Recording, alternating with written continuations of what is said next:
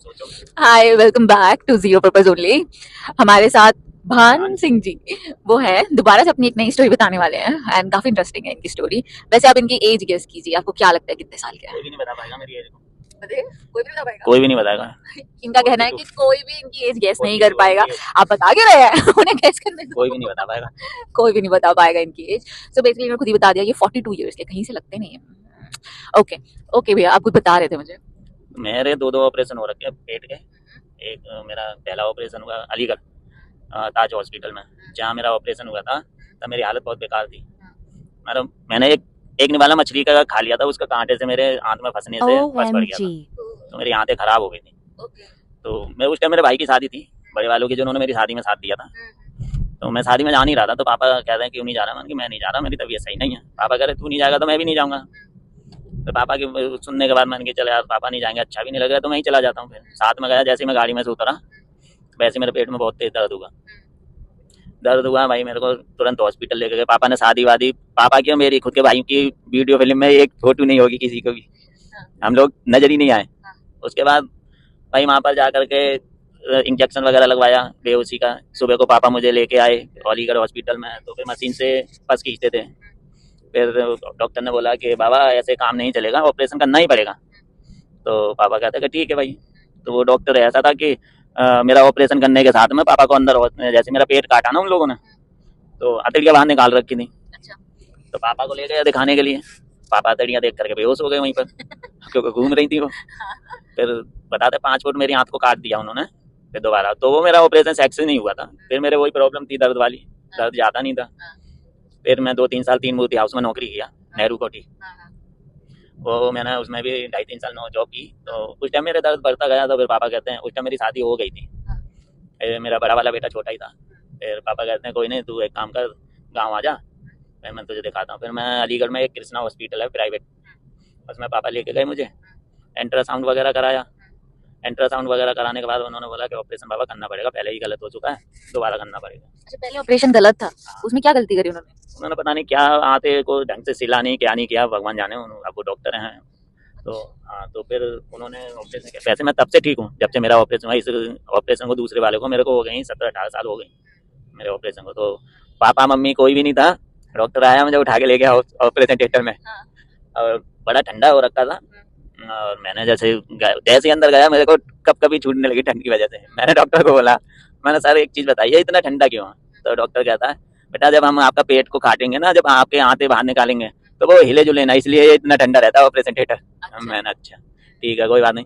घर वाले सब बाहर बैठे थे, जैसे आते हैं लोग घूमने फिरने के लिए, तो मेरे को लेके गए, ऑपरेशन करके लेके भी आ गए। घर वालों को पता ही नहीं, घर वाले आए जब तक 2-3 घंटे लग गए थे। तो घर वाले आए, कहते हैं यार इसका तो ऑपरेशन हो गया, हमें तो पता ही नहीं। फिर वो डॉक्टर कहता है भाई ऑपरेशन के पैसे जमा करना है। तब पापा को पता चला, बुलाया तो हम लोग भाई, मेरे को तो होश ही नहीं था, ऑक्सीजन लगा हुआ था। पर हाँ, एक रियलिटी चीज़ थी उसमें कि जब मेरा ऑपरेशन हुआ था, जब मेरी आंतें काटी गई थी, बेहोश जरूर था, पर ये पता था कि मैं इस दुनिया में नहीं हूँ। मतलब आत्मा बाहर उड़ रही है, इतना मुझे पता था। बाकी हाँ। मतलब कि आप भगवान से मिल के आ हाँ गए? हाँ बिल्कुल बिल्कुल। कैसे? क्योंकि जब पेट काट दिया, आंतें निकाल ली उन्होंने, ठीक है ना, तो मुझे ये नहीं लगा था कि मेरे साथ हो क्या रहा है। पर जब मेरी आंतें काटी तब मुझे एहसास हुआ था कि मैं यहाँ पे नहीं हूँ और ऊपर हूँ, मुंह में से झाग निकल के आ रहे हैं बाहर से। ये चीज़ मुझे महसूस हुआ। हम्म। तो इस तरीके से अपना, मेरी कहानी तो मैडम बहुत लंबी है। मेरी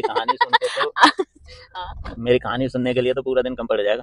नहीं नहीं, इट्स ओके। अब भी मोरल ऑफ द स्टोरी तो मुझे समझ, मैं वेजिटेरियन हूँ तो मैं बोलूंगी स्टे वेजिटेरियन। नहीं तो मछली के कांटे से तो वो भी बहुत कुछ आते हो नहीं है, जाता है। आते नहीं है। हमारे घर में तो अंडा भी नहीं खाता, ठीक है।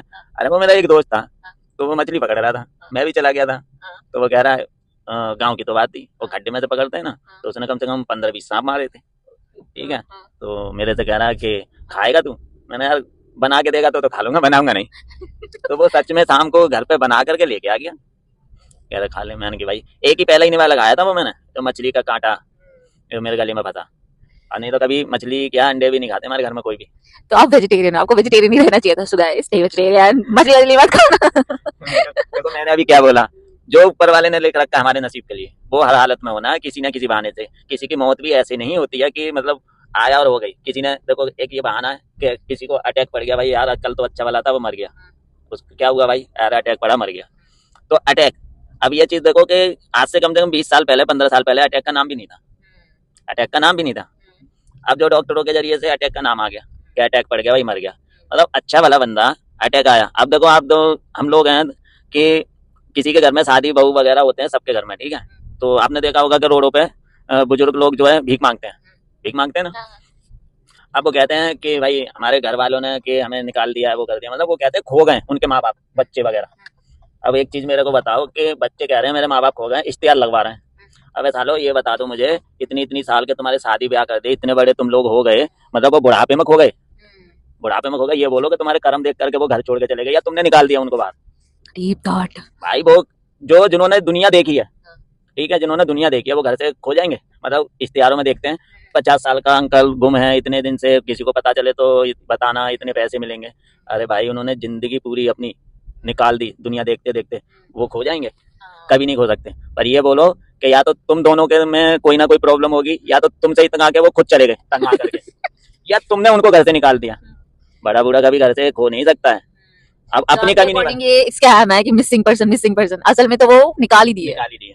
नहीं तो लोग कहते हैं वृद्धाश्रम में छोड़ दिए, बहुत से लोगों को छोड़ देते हैं। अब जिन्होंने ये चीज देखा है उनके जीवन में, तो उन्होंने वृद्धाश्रम बनवा दिया ताकि कोई दूसरा ना रहे। गवर्नमेंट ने तो बनवा के नहीं दे दिए ना, गवर्नमेंट ने तो नहीं बनवाया ना, जिसके साथ बीती है उसने ऐसा काम किया।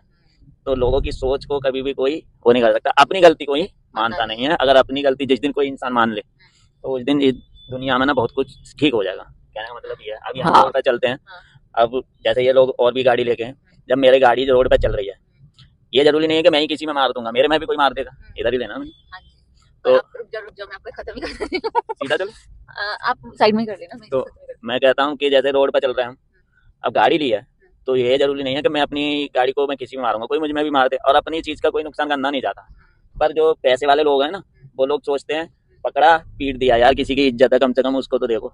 वो भी तुम्हारे जैसे, कोई हराम की लेके वो भी नहीं घूम रहा, हराम की तुम्हारी भी नहीं है, हराम की उसकी भी नहीं है, पर ये देखो कि वैल्यू क्या है उसकी। जितने की तुम गाड़ी लेके घूम रहे हो ना, इतना टैक्सी वाला रोड टैक्स भर देता है, ठीक है? समझ आया गाड़ी वालों। अब हम अपना इंटरव्यू यही खत्म कर रहे हैं। नहीं, लेकिन इनके पास कुछ कहने के लिए अभी और भी है। क्या बोल रहे थे आप बताइए। नहीं नहीं, पहले बोलिए। आप बोलिए, फिर कभी मिलेंगे तब बताएंगे। आप बताइए लास्ट क्या बोल रहे थे। तो मैं यही चीज कहना चाहूंगा सबसे गाड़ी वालों से, अगर जिसको अपनी गाड़ी प्यारी है वो अपने घर में शोरूम में लगा के रख के रोज पूजा करें, बाहर ना निकालें। राइट, ये है कैब वालों का कहना। जब तुम्हारी मेहनत की है तो किसी की दूसरे की भी मेहनत की है, उसकी भी चोरी लगती कि नहीं है?